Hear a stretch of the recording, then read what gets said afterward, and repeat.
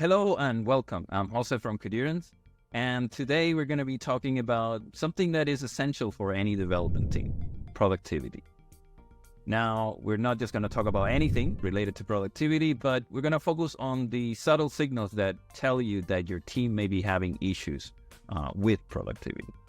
But before that, what do we mean by productivity?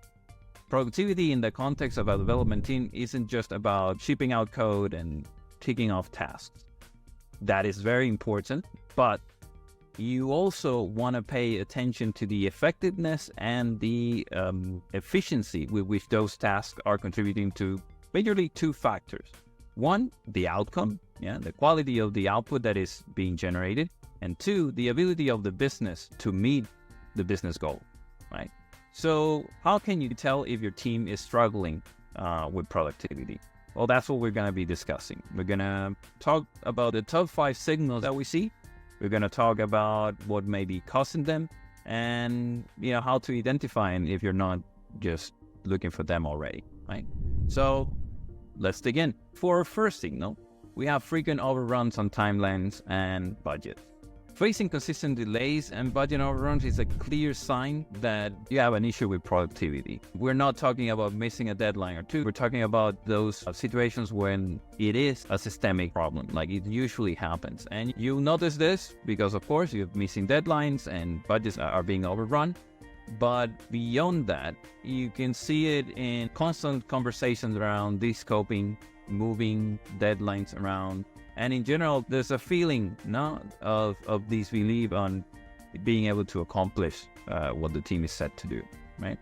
Now, this is usually due to over-optimistic estimates and timelines. And it comes from a disconnect between what the team says it's able to accomplish and the actual capacity that they have in order to do it. Some usual examples would be that are creating this disconnect would be, for instance, project requirements not being very well defined, expectations management, capacity issues, and so on. For a second element, we have high bug rates after releases. When you get a new release and then that leads to a spike in bug report and this kind of thing, it's a clear indicator that something is amiss in the development and testing phases. This situation affects the immediate project timeline because you have to then go and redo a lot of the stuff, but it also affects the morale of the team and the stakeholders' actual belief in what the team can accomplish.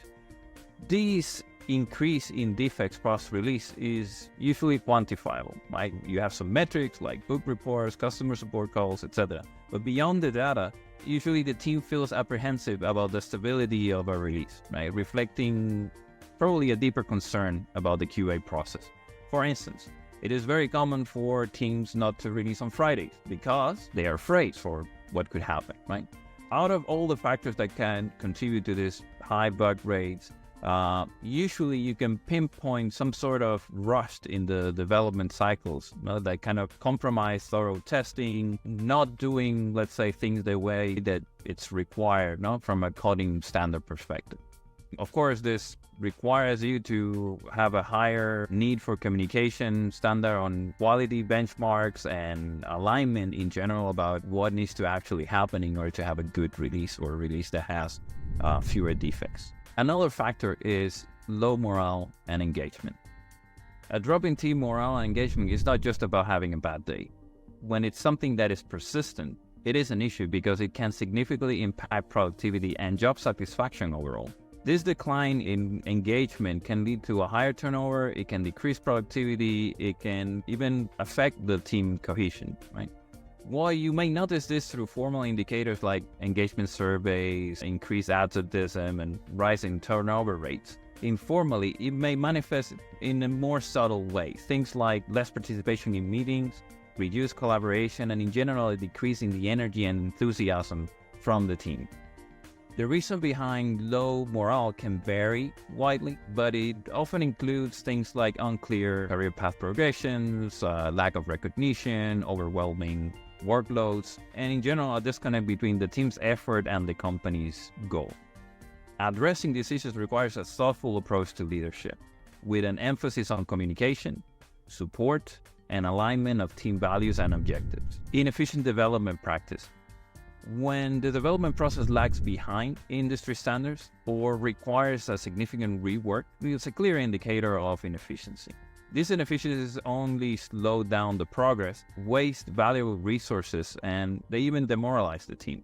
Objective measures such as increasing work in progress, lengthy lead times, and the volume of rework required can signal that this is happening. But subjectively, the team might feel like progress is sluggish. They're constantly having to redo or rework on things that they thought were finished. And this effort could even be duplicated, because it sucks when you can't really make progress. So several factors contribute to this. Among them, there are things like outdated use of methodologies like waterfall, lack of automation, inadequate tools, or even there could be skill gaps regarding knowledge or practices. These inefficiencies often stem from misalignment between the team's methods and the dynamics and needs of the project or industry. And they kind of highlight the necessity for continuous learning approach and an adaptation in order to get to that high performance. Misalignment between the product and the development team is a frequent disconnect that we find, and it definitely affects productivity. This misalignment between the product being developed and the market needs or the stakeholder expectation can result in wasted resources, missed opportunities, a lack of user engagement or satisfaction from the team with the final product. Few things are worse than building a product that nobody wants. So how can we detect it?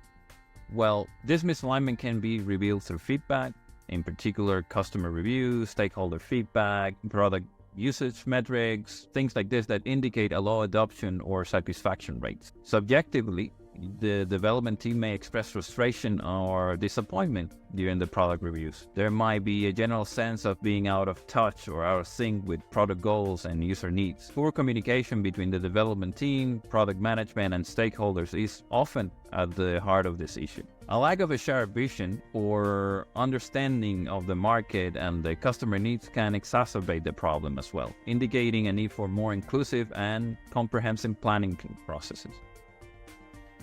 Ignoring these signs can lead to a downward spiral affecting not just project timelines and quality, but the team morale and overall organizational health.